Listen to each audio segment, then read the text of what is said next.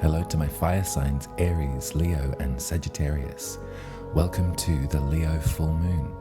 You'll find the timestamps for your rising signs listed below. Hello Aries Rising, happy Leo full moon. It's happening on the 26th of January at 4:54 a.m. if you're in the southern hemisphere with me. So it's right at the moon's setting and the sun rising that it will be fullest. So if you're awake, awesome, get out there and have a look. But obviously that evening it will be beautiful and juicy and full too for you to stand under and really appreciate the reflection. When I think about Leo, I always think about reflection. I say that about Gemini too. But with Leo, there's something about ambition and admiration that's so attached to the sign of the lion. And when I say mirror, I say that because I believe that Leo's exuberance and confidence and encouragement of possibility is to really invoke that in the other as well. Leo is really working from the heart space and is so full of love and so full of idealism that their confidence in their own gorgeousness is to encourage that in you too. And all of that Leo pep talk is probably really, really, really, really pertinent for you right now, Aries Rising. I've got my eye on Chiron, and the lead up to this full moon and the aftermath has some pressure points that I'll chat about with you. So we know that Chiron is going to be in your, and has been in your first house since 2019, I believe, and will be there until about 2026. So it's a long game that we're working with here. However, there is something about this week specifically that has a lot of pressure, a lot of sort of combat with the planets that are moving through Capricorn. We know that Pluto left Capricorn on the 21st of January. Hopefully I'll have these out in time for that moment. And the kind of tidal wave perhaps that we might witness around us, maybe not so personally, but if you have planets in Aquarius, though, you might be feeling this quite personally too. But as far as bringing that sense of power to the humanitarian spirit of Aquarius, I'm fascinated to see how this plays out. So that was, if that wasn't enough though, at this full moon in Leo, the sun is at 5 degrees of Aquarius, so very close by Pluto, shining its light onto the moon in Leo, lighting it up, and those two luminaries are forming square with Taurus, with Jupiter sitting there in Taurus. So this is your values, this is your money, your access to it, your autonomy in that area, and Jupiter, a square, can sometimes feel like overconfidence or maybe like too much of a good thing. So that's going on. And also Mars and Mercury in Capricorn are forming square with Chiron in Aries in your first house. All of that is to say, what I kind of feel for you, Aries Rising, is that it's definitely, I want to really encourage this bravery that you're mustering as far as your worth, your autonomy, your individuality, your ability to take care of yourself, your ability to be independent. I'm also really mindful of how that might sting with Chiron, that sort of face-off. I love the bravery in your public-facing self. I love the confidence that you're mustering as far as moving around the world and being public, being visible. I love that. I love the intellect that Mercury is bringing to that. There's almost like a sort of strategy forming with Mars and Mercury in the 10th house for you. What I don't like is the pressure, or the sort of like, it feels like pressing on a bruise of Chiron in your first house. So self-worth,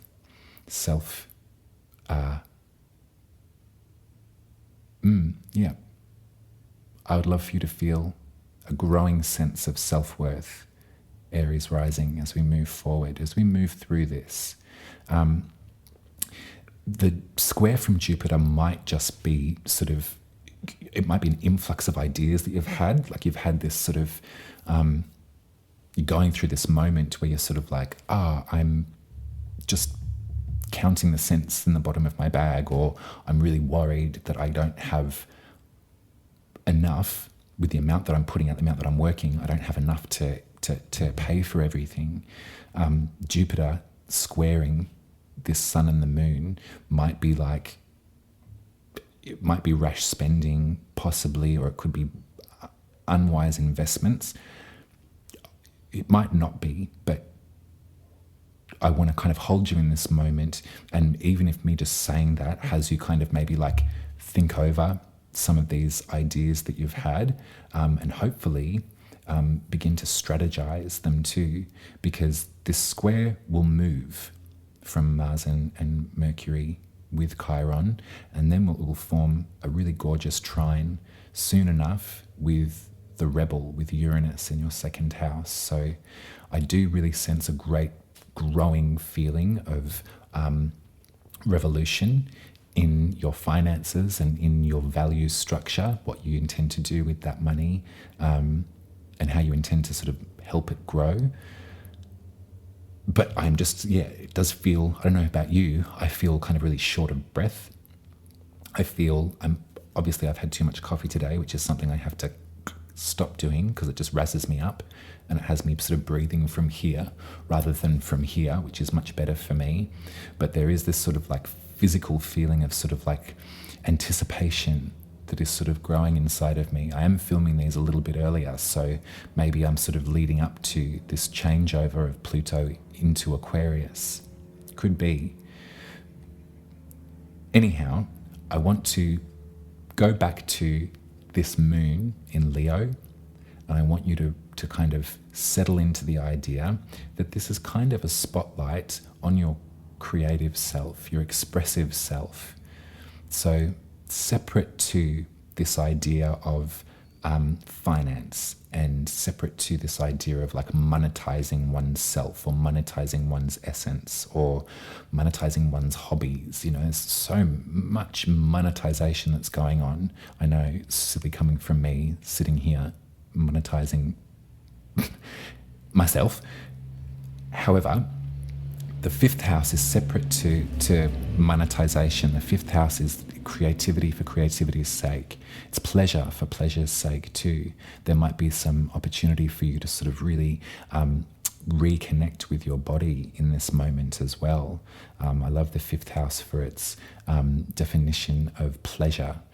You know, you might not have such a wholehearted relationship with pleasure in that sense. There's something evocative of like fun in the fifth house is what I really want to kind of guide you to at this reading. A full moon in the fifth house is a great evening to like grab out the sketchbook, grab out the diary, grab out the camera, grab out whatever it is that you use to express yourself. It's also a great time to hang out with people that know your body and that love your body, and the people that you know their body too. So making love, it's a great thing to do at a full moon in Leo for you, Aries Rising, always, always. Perhaps the two things are linked too. There might be something about your access to pleasure that informs or imbues your creativity. And this square with Jupiter in the second might even just be a sort of like examination of, okay, you've been really focused on monetizing your essence. This full moon's a real encouragement to be like, however, this ain't for sale. This is just for me. So yeah, sometimes it's nice not to have a price tag on everything. The week after the full moon, so this happens on the 26th, the day after, on the 27th, Uranus will station direct. So there'll be sort of a wave of kind of revolution in the way that you manage money. That's also the same day that Mercury does square Chiron though. So I find that kind of syncopation, what's the word I'm looking for? In sync, when it happens at the same time. It's something to talk about because your public-facing self, the ideas that are coming to you, the brainwaves that are coming to you about how you're shaping your contribution, how you're viewed physically, there's a nastiness there with this square with Chiron. I wonder if perhaps you're sort of preparing to put yourself in front of people, Aries rising, and there might be some sort of nags to some of these unconscious wounds about your right to be here, about your sort of the efficacy of your contribution. So I want to be mindful of that. However, then Uranus stations direct in the second, so it's kind of like, yeah, but let's do it. This configuration kind of, to me, Aries rising, feels like an invite to maybe do things a bit differently too. To, one, not hang your entire worth on your output or your desirability. And two, it also speaks to the vulnerability of you being really captivating. There's something about kind of like taking the mask off that I'm kind of really feeling quite strongly, Aries rising.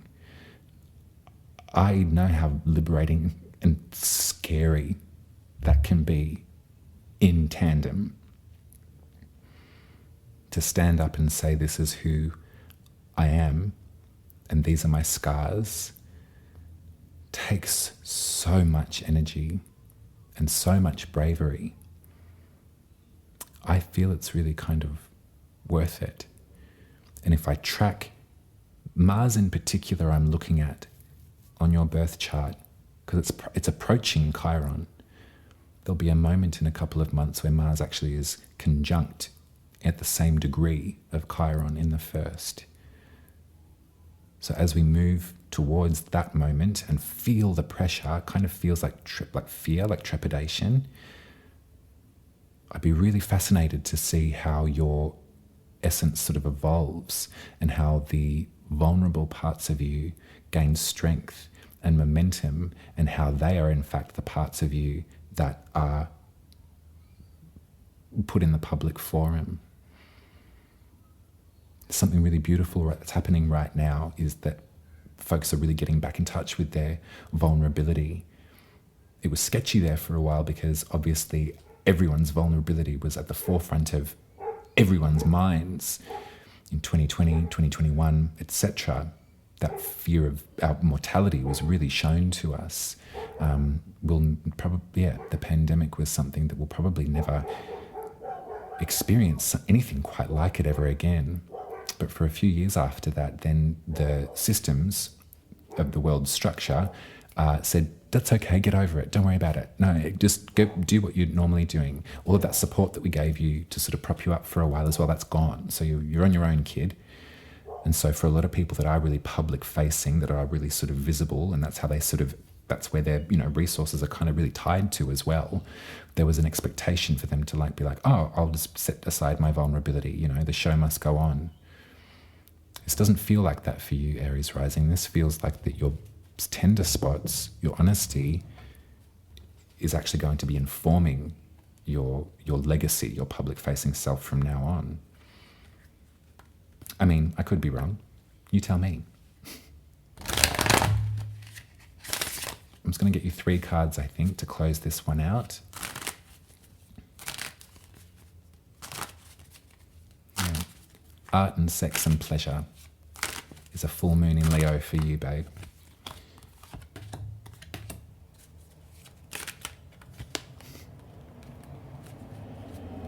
I just got the 6 of Cups, which says pleasure in this version, right up the top there. I love the 6 of Cups. It speaks about fun. It speaks about mucking around. It speaks about getting involved for no outcome other than the pleasure of it, the good times. The Judgment card speaks about evolution.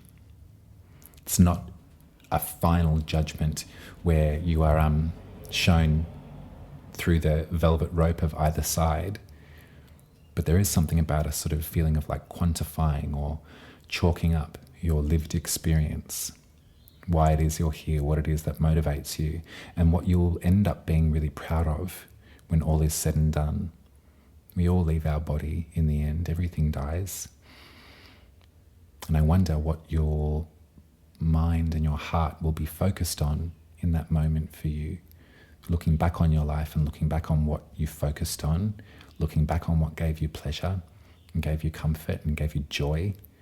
That's probably the things that will be at the forefront of your mind. It won't be so much that second house of material, fiscal value, because you can't take that with you. But you can take a great big full heart with you, that's for sure. I feel that this anxiety, this terror, paranoia about lack, looks to me like it's sort of on its final hurrah for you, Aries Rising. It does look like a finite sort of moment. This cycle, as far as your exhaustion around lack, looks to me like it's coming to a close. So we can celebrate that. We can celebrate that with a great big giant full moon in Leo, with our art and with our pleasure. Have fun. That's your reading, Aries Rising. I love you heaps. You can please put a lion in the comments for me if you're watching this and you enjoyed it. I would love that. It helps get the word out and spread these horoscopes around. It's really worked, so I appreciate the input. Like and subscribe to the channel, all of that kind of thing. Tell your friends. You can subscribe to my work if you've got the money, which you might not do, so that's okay, Aries Rising. It's completely fine. Yeah, if you do, Buy Me a Coffee is the place to do it. You can subscribe for 10 Australian dollars a month, or you can put some money in the tip jar. You really don't have to if things are tight. I completely understand, and it's not going to stop me. These are always made with love and respect, so they'll be here every 2 weeks. If you've been wanting to get your birth chart read by me, I'll draw you one up. They look like that, and you can make that booking at my website, umaruby.com. I'll be with you in 2 weeks, Aries Rising, and we're going to speak about a new moon in Aquarius, which is happening on the 10th of February, the Chinese Lunar New Year, and also a beautiful moment of hope, I might say. We're going to have you really focus in on your sense of humanity and what you hope and wish and pray for the human collective to experience moving forward. How can we find the healing? We'll be able to do that together with your spell work. Love you lots, Aries Rising. Take it easy. Hello, Leo Rising. Happy Leo full moon. This is happening on the 26th of January at 4:54 a.m. if you're in the Southern Hemisphere with me. So it's a massive spotlight right directly on your first house, which I believe is the house of the soul, of your inner workings, of your contribution, what you might consider your soul's mission in this lifetime. It feels really dramatic. I washed my hair especially for you. It needs a friggin' cut. It's a brush fire, but I thought I'd let the mane out. And I wanted to just have a little moment with you, Leo Rising, to celebrate you. That would be the best thing that you can do at a full moon in the first house. It's really a lovely invitation to chalk it all up and to kiss goodbye what you don't need anymore insofar as your relationship with yourself. So that's a beautiful spotlight. You'll enjoy it. Take your moment, take your bow, and we'll also consider some of the other astrology that's going on in the stratosphere at that same time. So the sun is at 5 degrees of Aquarius. It's just entered the sign on the 20th in the evening, or the afternoon, I should say. And then the moon will be directly opposite at 5 degrees of Leo on the 26th in the early morning, right before moonset, I think. Just as the sun is rising and the moon is setting, it will be exactly full on the 26th of January.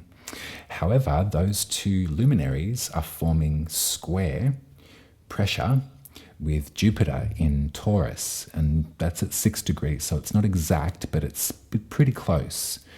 So what I've been looking at is a lot of fives.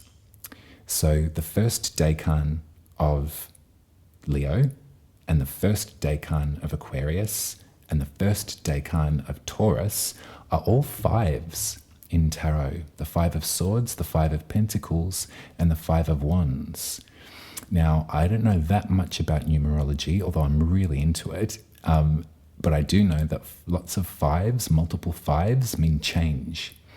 And that's probably speaking to what we've just experienced as far as Pluto making its entry into Aquarius on the 21st of January. So 5 days before this full moon, hopefully in time for these horoscopes to be on air.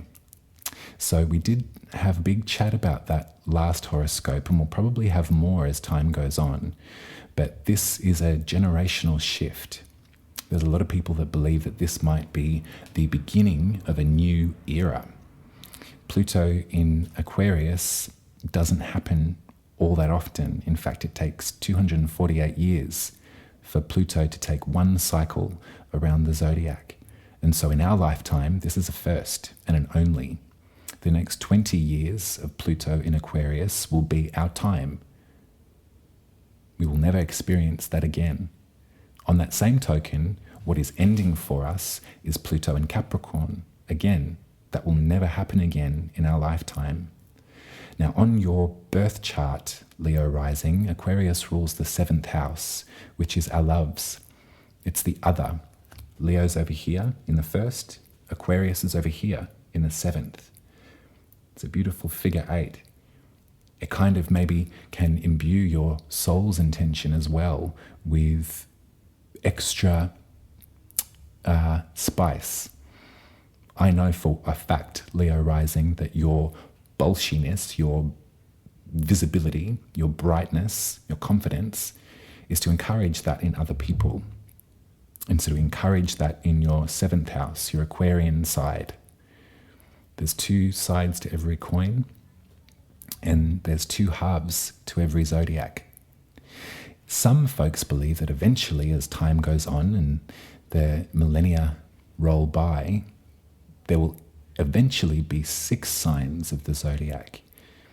That integration process will have been complete. I don't know about that. It's not something that I'll see in my lifetime, but it's a nice thought. It's a nice thought. It kind of has this feeling of like holding hands. So all of these deep chats might be helping if you've been feeling a little bit solitary lately, Leo rising. If you've been feeling that you've been on a soul mission or a lone mission as of late, it's helpful to look into our 7th house. In Aquarius season, you'll always remember that that is a warmth in the 7th house for you. The sun, which is the planet that rules your sign, is warming up your 7th house of the other. Now, traditionally, the sun isn't so comfortable in Aquarius because it's in opposition to where it normally does its best work, which is you. But you're a Leo rising, so you know about the sun. You know what to do with vulnerability in others as far as their confidence or their brightness. That's a nice analogy too. The sun in Aquarius isn't as confident as it normally is, but that's what you're really good at. You're good at witnessing that and encouraging others around you. So after the 26th, there's a domino effect. On the 27th of January, Uranus will station direct in Taurus. So at that moment, every planet in our galaxy will be forward moving. It kind of feels like a kind of starter gun has gone off in a race, and we're doing it. We're doing the thing, whatever the thing is. Taurus for you rules the 10th house, so that's your public-facing self, what you hope to be known for, and how best you feel that you can contribute. It could be your career if you have one, but it doesn't always have to be. It's just where you are operational visibly, how you project out into the world. So you can see there's pressure with this moon, with Jupiter, and there might be a feeling of sort of overconfidence with that, which is not so bad, but that's sort of what tends to happen when Jupiter is in square. It kind of feels like sort of too much of a good thing, maybe. So have a think about how you're publicly voicing yourself, or how your sort of image or your contribution is aired in the public forum, and just just think about that. There's no censoring here. I don't want you to stop you doing what you're doing. If you believe in it, maybe it might be a nice time to sort of go over what you value and what your motivations are. Then on the 27th, as Uranus stations direct, that's when we can start to sow in some of this rebellious side of you, the revolutionary within. Maybe there's something that you can relate to as far as how you're being publicly received at the moment. You're a bit of a rebel, Leo rising. You're shaking things up. You're flipping the table. In what way and for what cause? Why are you doing that? What needs to shift in this world of ours? What power structures have altered themselves because of Pluto's presence in Capricorn too? On a global sort of feeling, as I said last time, Capricorn can represent power structures. It can represent systems of control or systems of society's functioning. So juicy stuff, hopeful stuff, and as things like AI and technological revolution are on the tip of everyone's tongues at the moment, we can probably see Pluto's influence in Aquarius there too, as far as bringing power to the future. I have a lot of love in my heart right now, and I'm feeling really grateful to be alive. I'm feeling very grateful for the work that I'm able to do, and I'm feeling really grateful for my 7th house, I'll be honest with you. I'm not a Leo rising, but we all have a 7th house, and there's nothing better than feeling a part of something. So again, maybe I'll go back to that idea of maybe if you're feeling a little bit solo in your mission, this full moon, as much as it is lighting up you and lighting up your most beautiful qualities and lighting your hair in a fantastic way and making you center stage, Pluto in the 7th house is going to bring some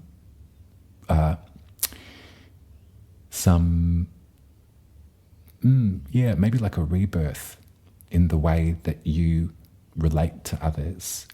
Check your chart too. Be interested to see what planets you have in Aquarius, if you have any. Because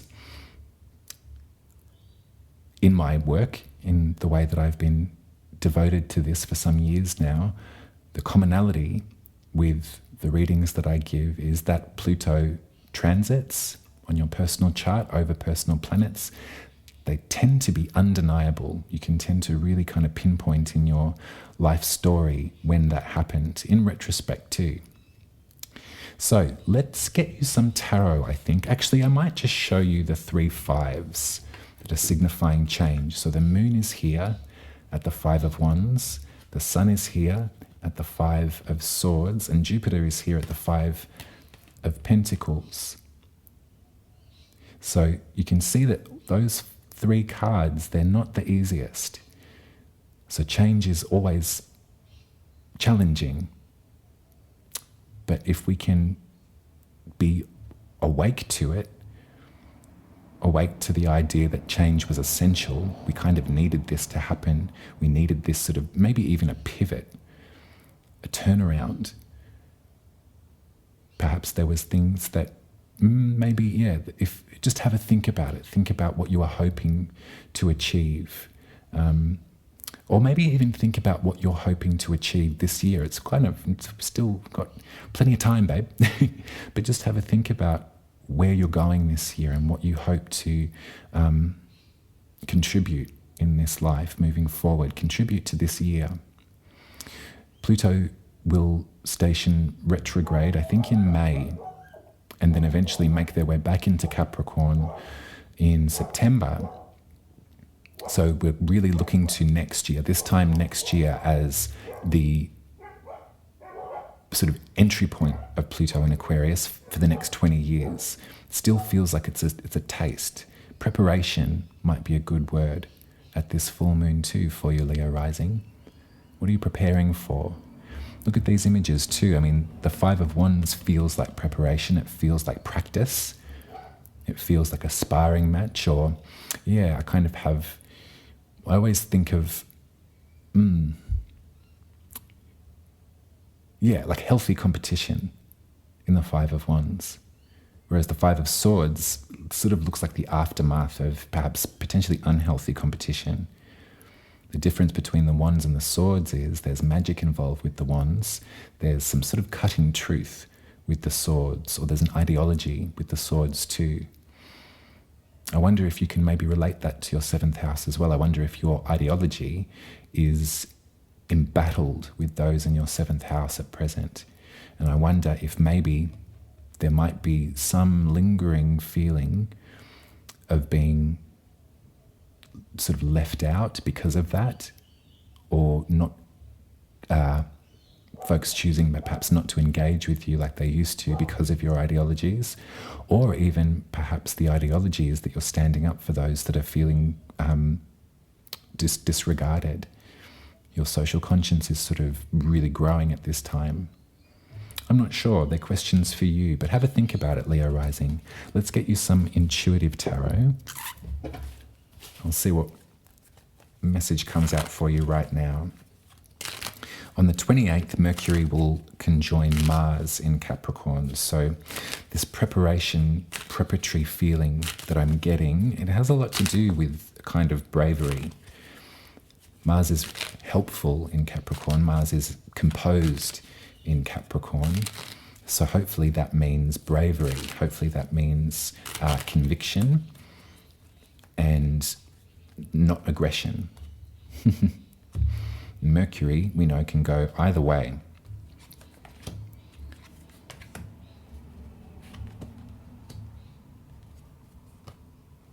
There's the moon. That's for you. Great big bright full moon. Can really move the emotions, can't it? I always look forward to a full moon. I have since I was very small. And I think in my education, as the years go by, I feel protected by the moon in some strange way. It can be really scary, and it can move people to all manner of different kinds of spaces in their emotional selves. But if you can register what's going on, and if you can receive it, you'll be right. And I see that there's something about boundary here too. This is the 6 of Swords. So there's something about sort of developing or continuing to develop that protective shield. Remember, the swords can be truth, they can be our intellect. So if this is about ideology and you're feeling perhaps a little bit that you're needing to defend yourself, work through with clarity what your principles are in that ideology. Like, what is it that you really do believe in? Are you lashing out, or are you following a thought form? Are you getting razzed up in the milieu? Or is it something that we really can hold true to your heart? It's something that you've thought about a lot and you really do believe, and you've got strategies to action.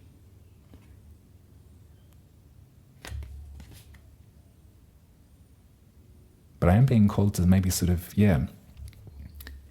do you have all of the info, Leo Rising? Might be worth at this full moon trying to, and it's very difficult, and I know this very well because I have been having such a difficult time lately, switching it off.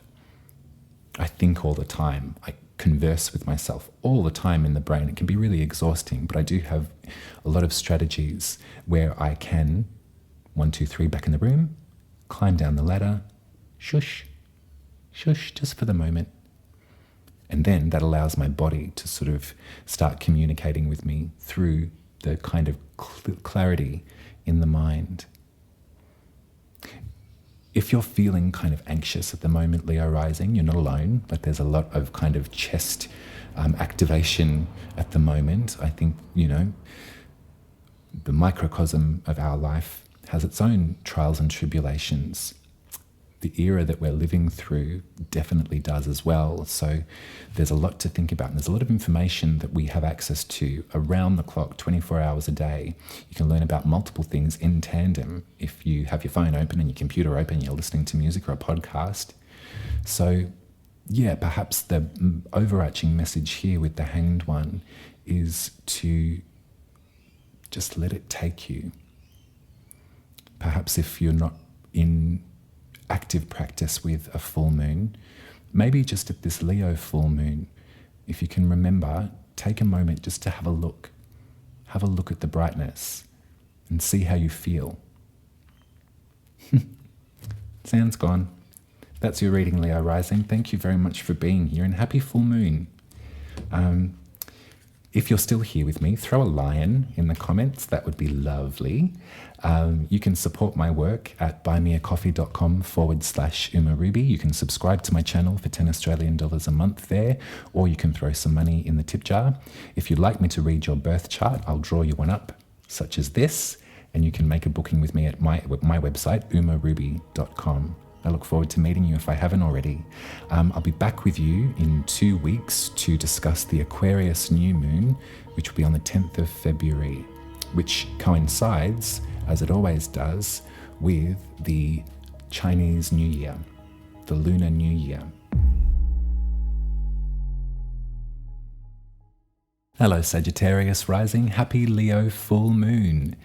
It's happening on January the 26th at 4:54 a.m. if you're in the Southern Hemisphere with me. So it's very early in the morning that the moon will be exactly full, and kind of right before it sets as well. I think sunrise happens soon after that, so you can imagine the sort of the moon setting and the sun rising at that time. It's a nice little handover. Leo is obviously a bonfire of a time. Whenever there's activity in Leo, there is kind of a massive exuberance about that. And a full moon in Leo is just quite literally a spotlight on the sign. For you, Leo rules the 9th house, which we journey in, we travel. And that doesn't always mean physically, it can mean intellectually, it can be an education in the 9th house. So thinking about a spotlight or a bright sort of focus on that part of your chart at this full moon, you might want to have a little think about what it is that you've been potentially learning in order to publish and to share with other people. There might also be something around your spirituality that has been a quiet cultivation over the last bit of time, and you're ready to express that. It could also mean that you're preparing to take a journey, a physical one, perhaps a pilgrimage back to a sacred space, or journeying to find a sacred space for yourself. There's many possibilities with a full moon in the 9th house. I want to definitely have another chat about Capricorn, because there is a bank up of planets there at the moment too. So there is something that we can discuss about the 2nd house as well, which is our resources, our money and our values. If you remember the intentions that we set at the Capricorn new moon 2 weeks ago, there is kind of like an influx of planetary action happening there.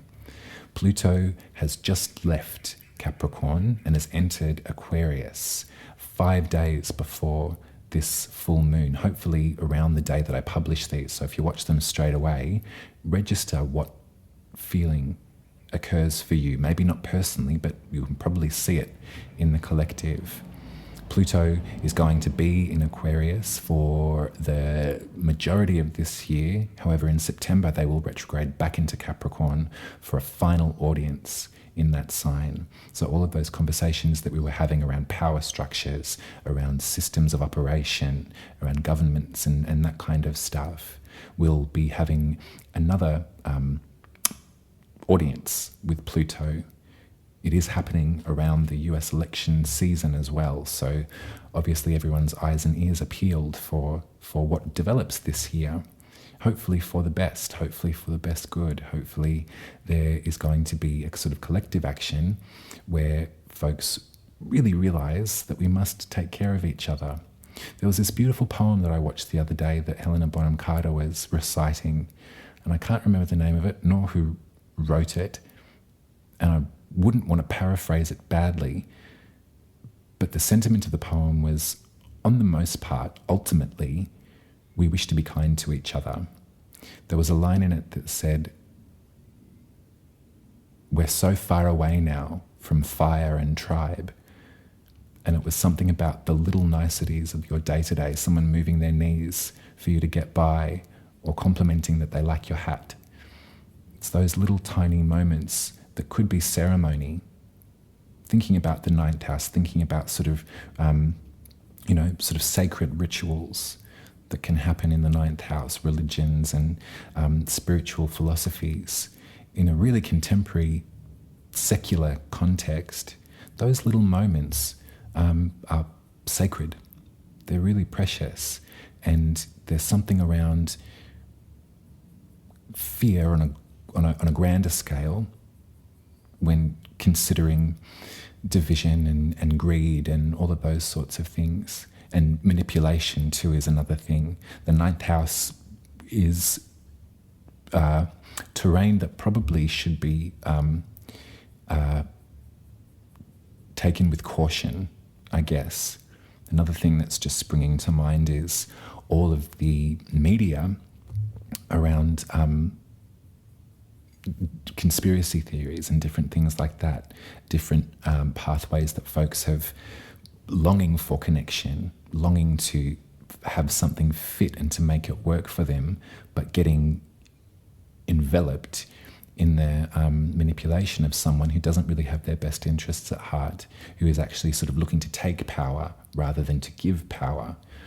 It's something about the ninth house that is very complex and our responsibility, I reckon, as conscious human beings to be really mindful of.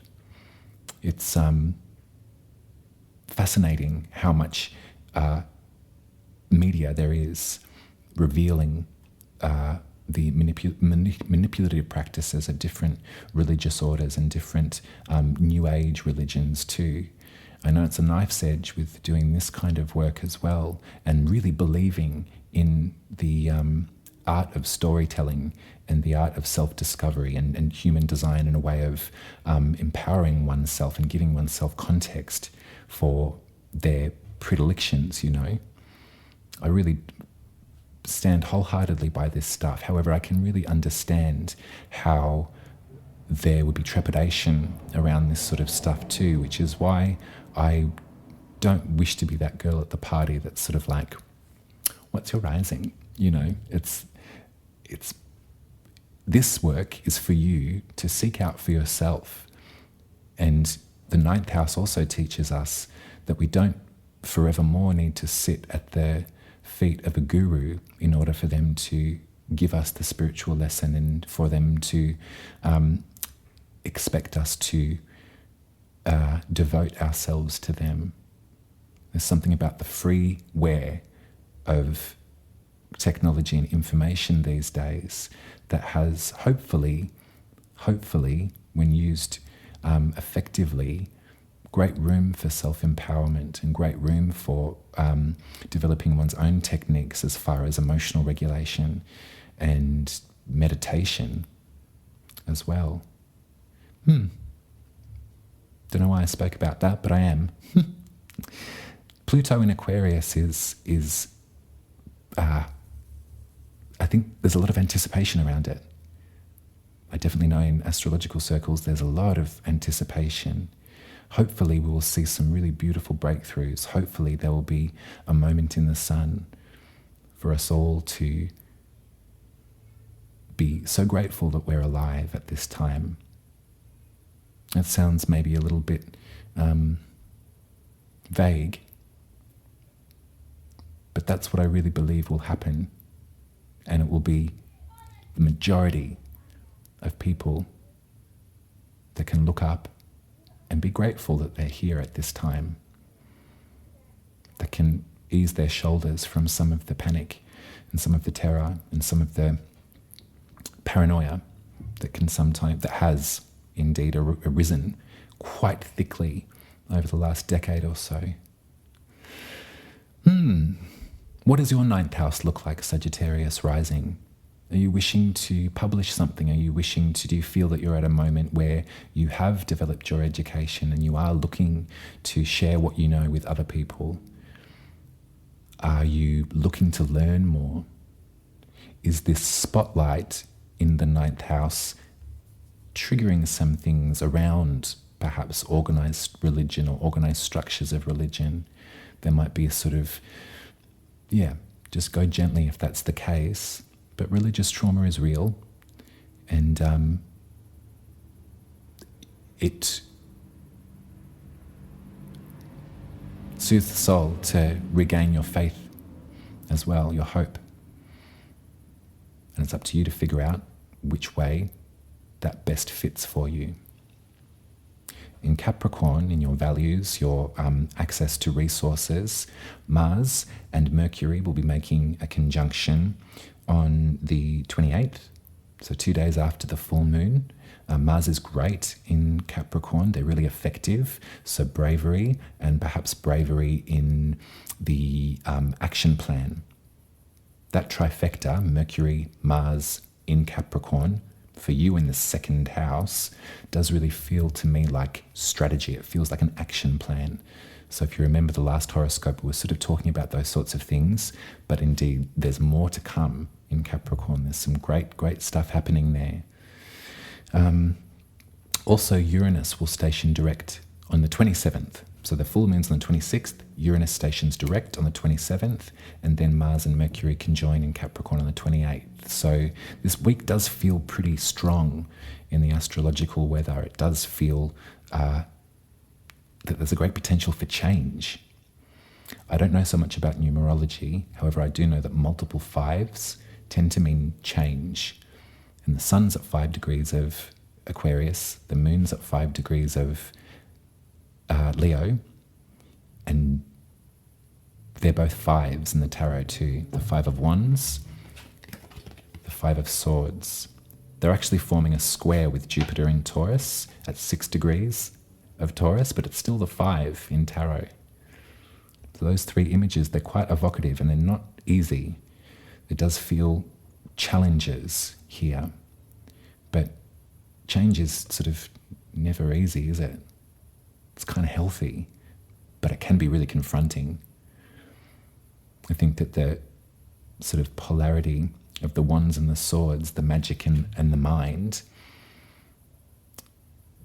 both feel combative. One feels more like training, conditioning. The other feels like defending. So think about them. Think about those cards together and think about what is changing for you or what you hope to see change in 2024 and forevermore. I'm going to get you some tarot, Sagittarius Rising.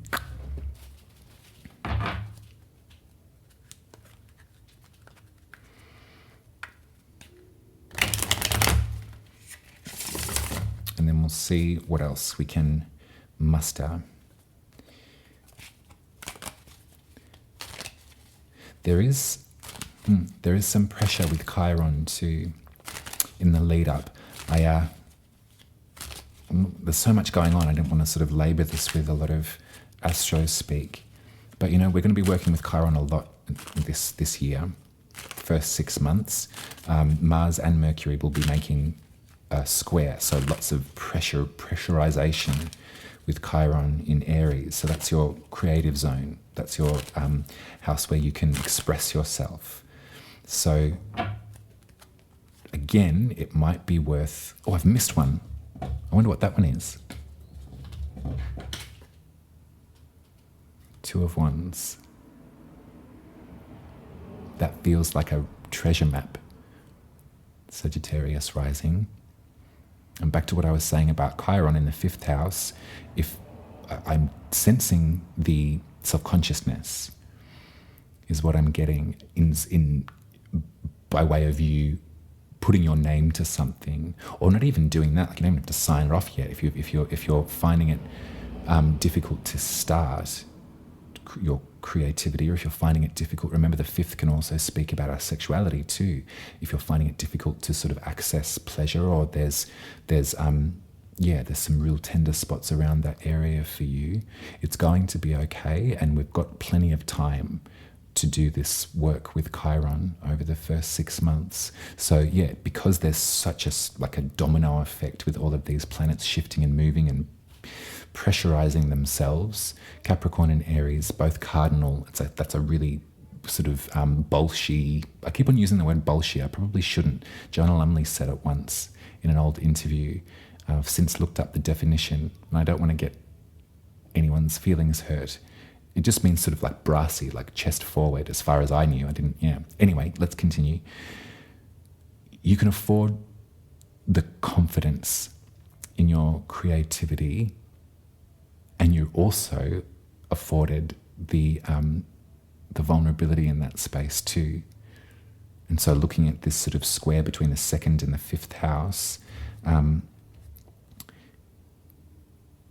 again, I've got these sort of conversations around in my head about the worth fiscally of your creative contribution, or perhaps the way that you're spending your time and your days, and perhaps, those voices that can sort of show up and say, you're wasting your time. Like, look at what's going on. We're in a financial crisis. Look at what's happening. You need to prepare. This is never going to come of anything financially. You're not going to find a breakthrough here. All of that is sort of what I'm kind of hearing, and that's very Five of Swords. That's a harsh, combative truth. The Two of Wands is not interested in that sort of thing. The Two of Wands feels really kind of excited about the potentiality of what they're stepping into. So maybe, go with that for a minute. Let's get a couple more from the deck.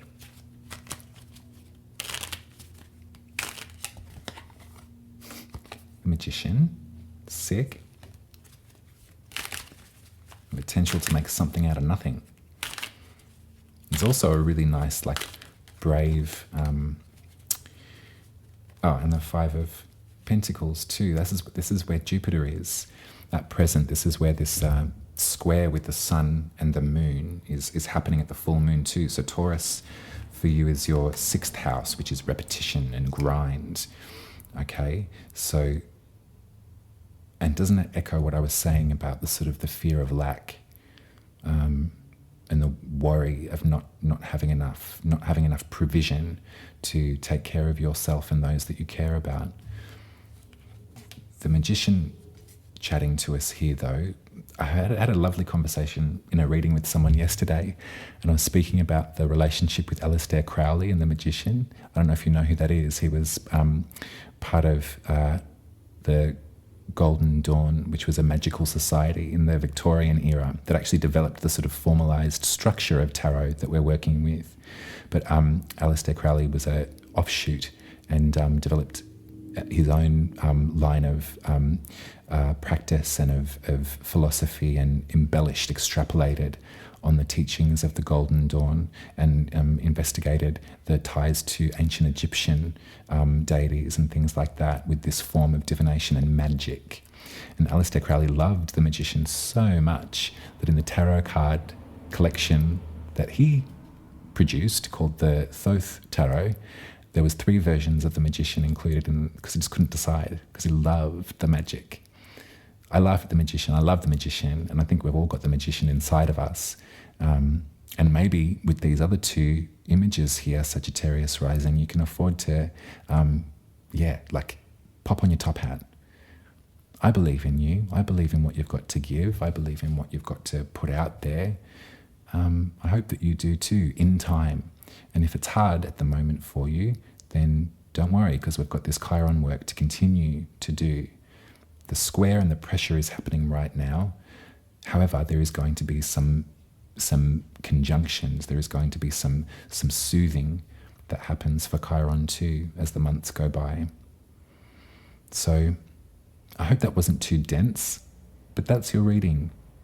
This full moon's lighting up the 9th house, our wildest dreams as far as mind expansion and learning and traveling. But the 5th house needs some hugs too.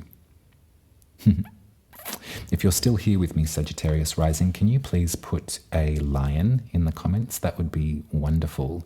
And you can subscribe to my channel at buymeacoffee.com/umaruby. There's an option to subscribe there for 10 Australian dollars a month, or you can put some money in the tip jar. It's always very much appreciated. If you'd like me to draw your birth chart like this and read it to you, you can make a booking with me at my website, umaruby.com. I'll be with you in 2 weeks, Sagittarius Rising, and we'll have a big chat about the Aquarius new moon. So there's a big focus on that sign this year as well. Aquarius and Pluto are really rewriting a lot of scripts. I'm fascinated to see what happens next and how we can all adapt and grow from these changes too. Much love to you. Speak to you soon.